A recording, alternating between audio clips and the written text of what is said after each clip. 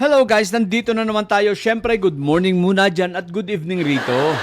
Eto guys, pag-usapan lang natin ulit no, sapagkat wala pa ring humpay ang mga teachers na ito na mga didilis. Yung mga didilis lang na teachers tsaka yung mga miyembro ng ng ACT party list ng mga NPA. Eto guys, pag-usapan lang natin sapagkat syempre ayaw pa rin nilang tumigil talaga ngayon bago naman ang kanilang narratives.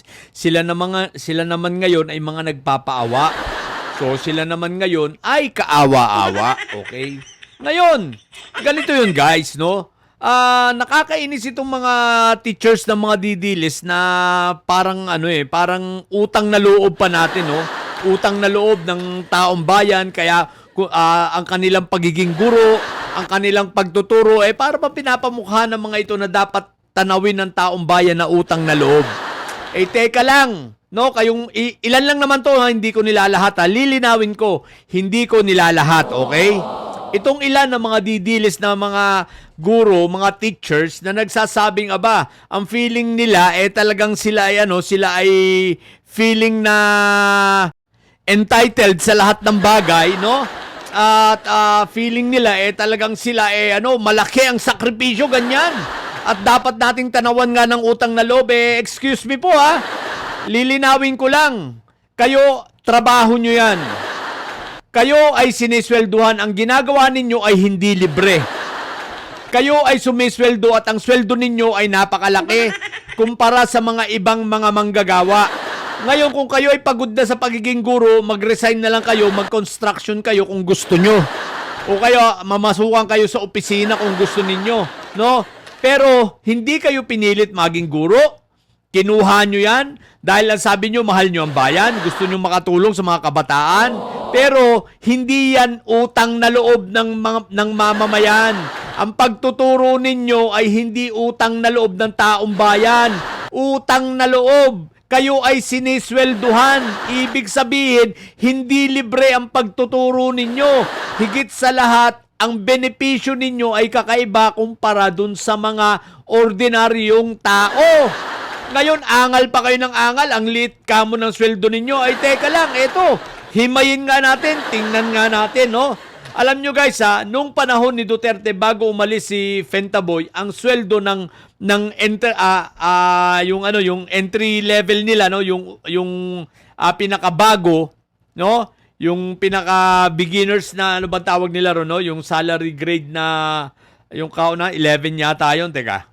Ayun, no, salary grade 11 yung teacher 1, no, ito yung kauna-unahan. Alam mo nung panahon ni Fentaboy, ang sweldo nila ay umaabot lamang ng 25,000. 25,000 Pero nung pumasok si PBBM,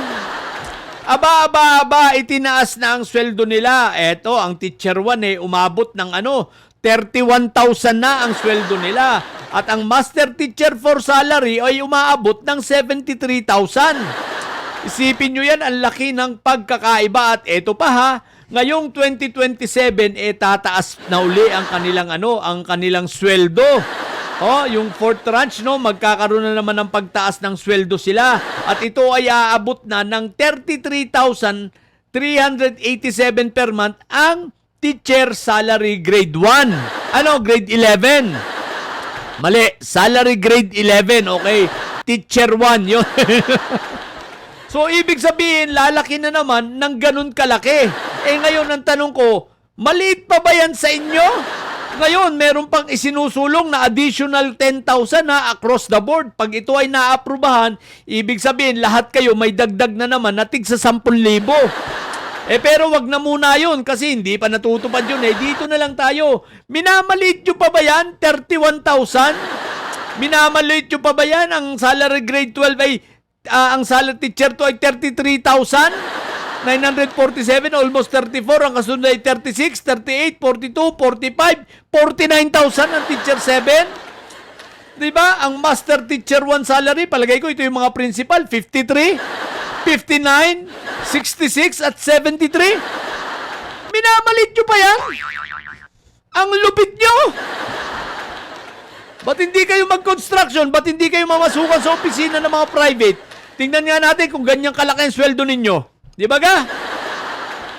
O ito pa ang malupit sa mga ito ha. Aside from sa sweldo nila, ayan, may tinatanggap pa sila, may plus-plus pa yan.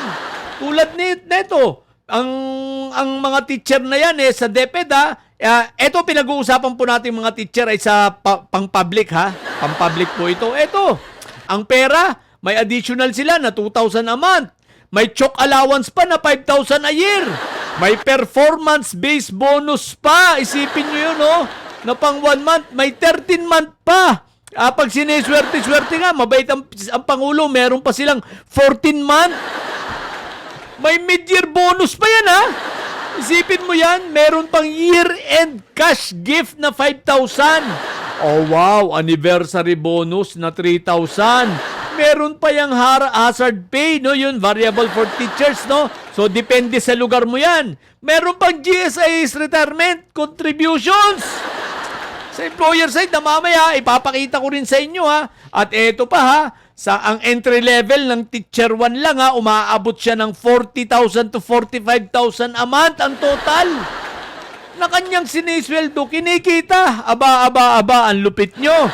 Tapos kung makapagreklamo kayo sa gobyerno, tapos kung nagbalat sibuyas kayo, di ba? Para kayong mga siraulong walang mga utang na loob, wala sa wastong pag-iisip, ha? Ito pa ang malupit, tingnan nyo, lifetime career value ha, kapag nagretiro na ang teacher ha, ang teacher 1 na nag-serve ng 35 to 40 years ha, na career niya ha, cumulative compensation ha, aabot ng 20 to 40 million. Isipin nyo yan ang kinita niya sa kanyang sa pagtatrabaho niyang yan.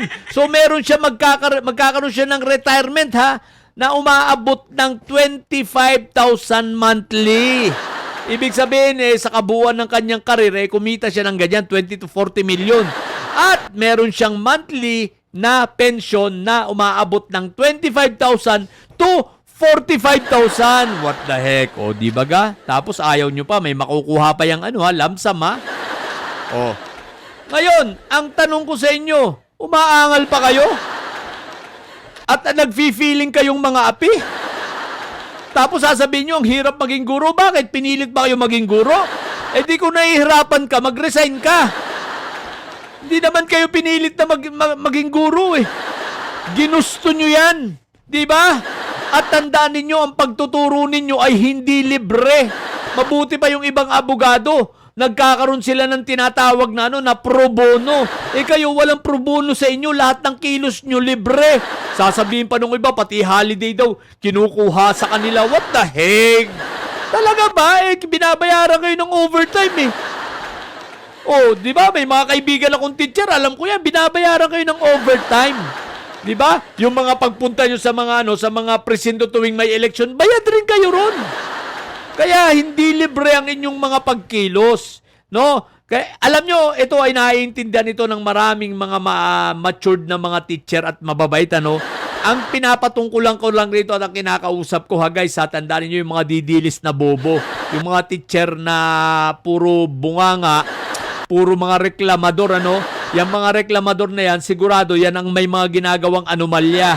Yan ang mga ATM ay nakasanla. Yung mga siraulong teacher na sabi ko kasi hindi lahat ng teacher mabait Marami rin siraulo dyan Hindi pala marami, iilan lang, no? At eto, kabilang, basta didilis, matik siraulo yan. Katunayan, yung isang principal na siraulo, di ba? Nagbura na yata ng kanyang account. Yung isang babaeng taga Danau Cebu na nagsosorry, di ba? O, didilis din yan. Ang daming didilis. Basta didilis, matik, siraulong teacher. Walang kakontentuhan, di ba? Kaya, kung meron akong pasasalamatan yung mga teacher na tahimik lang at nagtuturo ng buong puso para sa ating mga kabataan. Okay? So, yun lang muna. Sa mga bobong didilis yan na nyo. Ang tatay nyo ay preso, ang BP nyo ay bobo. Natili kayo mga bobo at may sayad sapagkat ang may sayad ay laging high blood. Bye!